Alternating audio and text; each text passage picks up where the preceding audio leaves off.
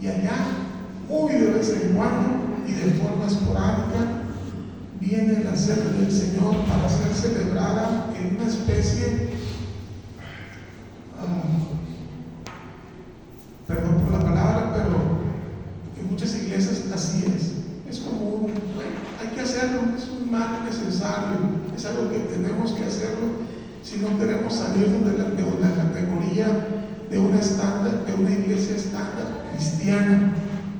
No es el caso nuestro, la verdad, es cierto, pero sí hay muchos casos que lamentablemente en muchas iglesias así pasa. Ustedes saben que yo vengo de una iglesia pentecostal donde ahí se alaba, se canta mucho, casi una hora o más, porque la alabanza mueve los sentimientos, mueve los corazones, según dicen ellos. Y yo les preguntaría a esas iglesias, ¿qué pasaría si en tu iglesia se dejara de cantar canciones por 3 meses? Seguramente todos entrarían en pánico diciendo algo así como: hemos perdido la adoración de la iglesia, o la iglesia se ha apagado, o peor aún, la iglesia ha muerto. Porque piensan que es el canto, que es las alabanzas, lo que dan honra y gloria al Señor. Pero si se dejara de celebrar la cena del Señor por 3 meses en esas iglesias, y se deja de celebrar por más de 3 meses, la mayoría se encogería de hombros sin hacer nada, y tal vez muchos de ellos ni siquiera lo notarían. Así tiene de importancia para ellos la cena del Señor. Y no estoy tratando de juzgar, ni mucho menos. En verdad yo siento respeto por las otras iglesias. Somos hermanos en Cristo, así lo considero yo. Pero la cena del Señor es algo que Dios mismo instituyó para que la celebrásemos. Y deberíamos hacerlo muy continuamente. Nos preguntamos entonces, ¿qué ha pasado con el cristianismo en cuanto a la cena del Señor? No es que se haya olvidado, sino que parece haber pasado a una lista de cosas de menor importancia. Tú te gozas cuando llegas a esta iglesia y empiezas a ver los preparativos para celebrar la Santa Cena, o es un pensamiento tuyo de que hoy va a durar más el culto, hoy vamos a celebrar la Cena del Señor. No debiera de ser así, hermanos. La Cena del Señor es algo que el Señor instituyó. Él nos lo dejó para hacerlo. El pedido expreso de Jesús antes de ir a la cruz no fue: recuérdenme por medio de canciones. Ese no fue. Sino que el mandato fue recordarlo por medio de un acto, aunque simple, pan y vino. Sí es un acto profundo y solemne en cuanto a su significado de alusión a su muerte sustituta. Mira lo que dice Mateo 26, del 26 al 29. Y mientras comían, tomó Jesús el pan y bendijo y lo partió y dio a sus discípulos y dijo: tomad, comed, esto es mi cuerpo. Y tomando la copa y habiendo dado gracias, les dio diciendo: bebed de ella todos, porque esto es mi sangre del nuevo pacto, que por muchos es derramada para remisión de los pecados. Y os digo que desde ahora no beberé más de este fruto de la vid hasta aquel día en que lo beba de nuevo con vosotros en el reino de mi Padre. El mismo apóstol Pablo testifica en 1 Corintios 11, el mismo capítulo, no que recibió una rica herencia musical de parte del Señor, anunció la institución de la cena cuando Él dice: porque yo recibí del Señor lo que también os he enseñado. Su cuerpo fue partido, simbolizado en el pan, y su sangre fue derramada, simbolizada en el vino. En el Nuevo Testamento es muy obvia la centralidad de la cena del Señor para la iglesia, no así las alusiones al canto congregacional, que son más escasas.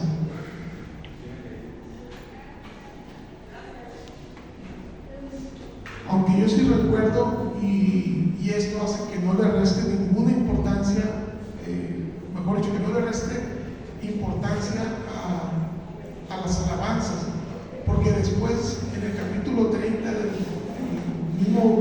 el capítulo 11 del mismo que leíamos al principio, en el versículo 30, se nos dice que Jesús cantó. ¿Te habías dado cuenta de eso? Jesús cantó. Después de la cena del Señor, el Señor cantó junto con los apóstoles. Yo esto lo leí no hace mucho y me asombró, la verdad. No me imaginaba a Jesús cantando. Pero en Efesios 6:19 sí se nos habla de que nuestra boca debe de servir para alabar. Si ustedes leen ahí en Efesios 6:19 dice: y por mí, a fin de que al abrir mi boca me sea dada palabra para dar a conocer con denuedo el misterio del Evangelio. Y en Colosenses 3:16 dice: la palabra de Cristo more en abundancia en vosotros, enseñándoos y exhortándoos unos a otros en toda sabiduría, cantando con gracia en vuestros corazones al Señor, con salmos e himnos y cánticos espirituales. Lamentablemente, y lo vuelvo a repetir, en muchas conferencias hoy se sigue hablando de música o canto congregacional, en el mejor de los casos, como sinónimos únicos de adoración. De hecho, la música es parte de la adoración, pero no todo lo que hace a la adoración en sí.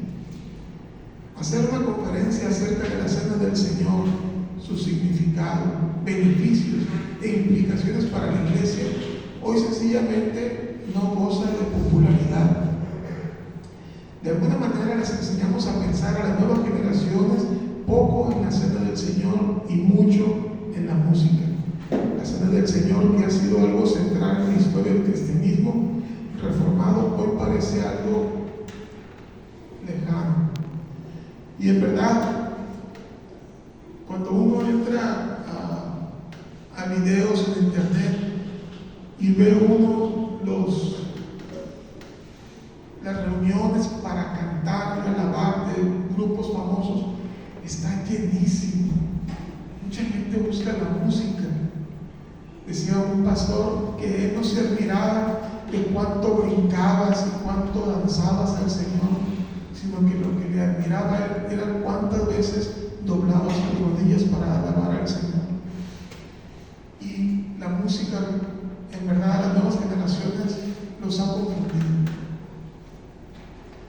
Una iglesia que tiene una celebración muy esporádica de la cena tendrá una pobre santidad.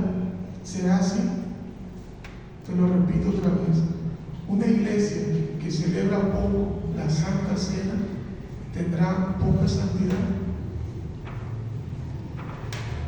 ¿Es posible? Sí, es posible. Aunque algunos dirán que no seamos ceremoniales, podemos examinarnos de muchas otras formas. ¿Acaso no hay gente que toma la cena de forma indigna? Sí, es verdad. Pero los que piensan así, les recuerdo que el arquitecto de la iglesia, nuestro Señor Jesucristo, es el que ha instituido esta ordenanza. No es un hombre, no fue un hombre, ni una confesión de fe. El mismo Señor Jesucristo la ordenó. Te pregunto, ¿acaso somos más sabios que Él para decirle cuál es la mejor forma de examinar a su iglesia? De las veces que has asistido a esta iglesia y en las cuales no se ha celebrado la Santa Cena, ¿cuántas veces en ella ¿Te has examinado? ¿O lo has hecho? Generalmente no venimos a examinarnos a este lugar, y debiéramos hacerlo, ponernos a cuentas con el Señor y luego entrar a este lugar y adorar. Necesitamos examinarnos más, y de eso nos habla la Santa Cena. Examínese cada uno, examínese. Otro pobre concepto que nos ha dejado el siglo XX es que a la Cena del Señor se la consideró solamente un memorial, un recordatorio y nada más. Si indagamos en la historia, nos daremos cuenta que la Iglesia Reformada considera el bautismo y la Cena del Señor como medios de gracia.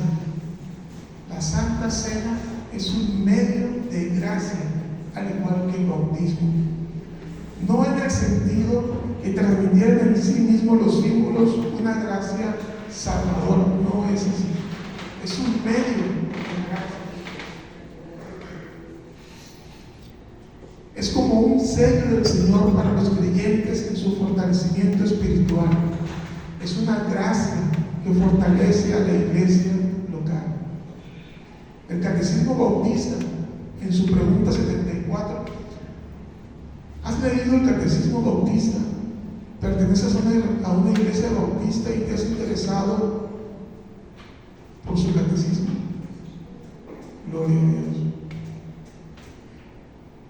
Debiéramos hacerlo, debiéramos leerlo, conocerlo, porque sí estamos en una iglesia de sana doctrina, pero necesitamos conocerla mucho más. No solamente asistiendo a este lugar cumplimos con todo lo que deberíamos de cumplir. La pregunta 74 del Catecismo Bautista dice: ¿cómo se convierten el bautismo y la Cena del Señor en medios eficaces de la gracia? El bautismo y la Cena del Señor se convierten en medios eficaces de la gracia, no por ninguna virtud en sí mismos, ni en la del que los administra, sino por la bendición de Cristo y el obrar del Espíritu en quienes los reciben con fe. No por ninguna virtud en sí mismo.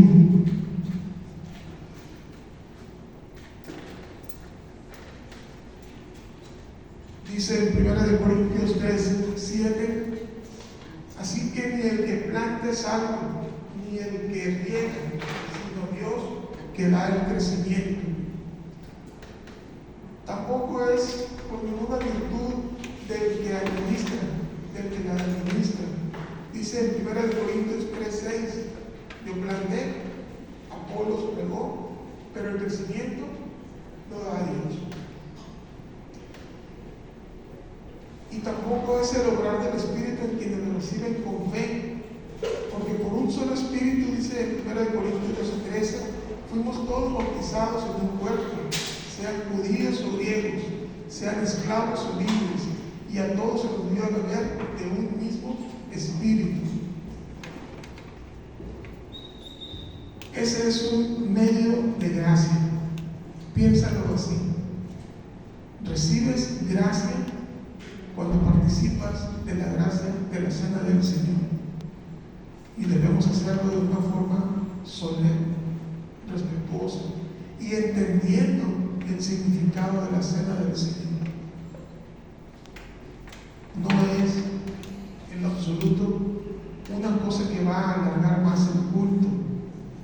Es algo por lo que inmerecidamente estamos invitados a participar en la Santa Cena.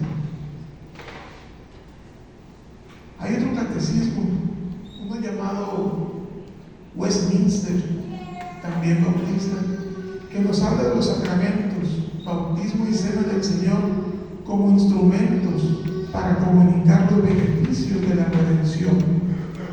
No dice comunicar la redención, ya que esto es una obra directa de Cristo, sino sus beneficios, sus medios de gracia. Yo quisiera que a partir de ahora la Santa Cena del Señor sea tomada por todos nosotros como debe de ser tomada, como un medio de gracia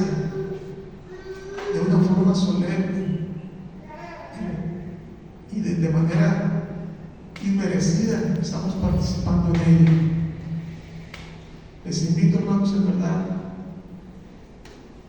Yo he escuchado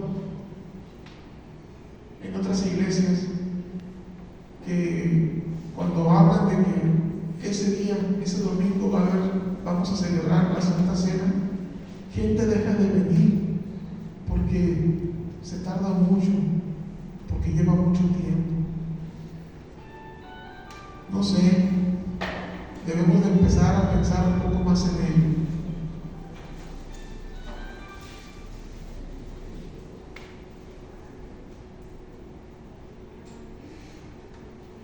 Ese es el versículo clave de esta lección. Y si tú te parece bien y puedes, te pones sobre tus pies y me ayudas a leerlo, por favor. Dice 1 Corintios 11:26. Así pues, todas las veces que comieres este pan y bebieres esta copa, la muerte del Señor anunciáis hasta que Él venga. Amén. Gracias, hermanos. Dios Padre.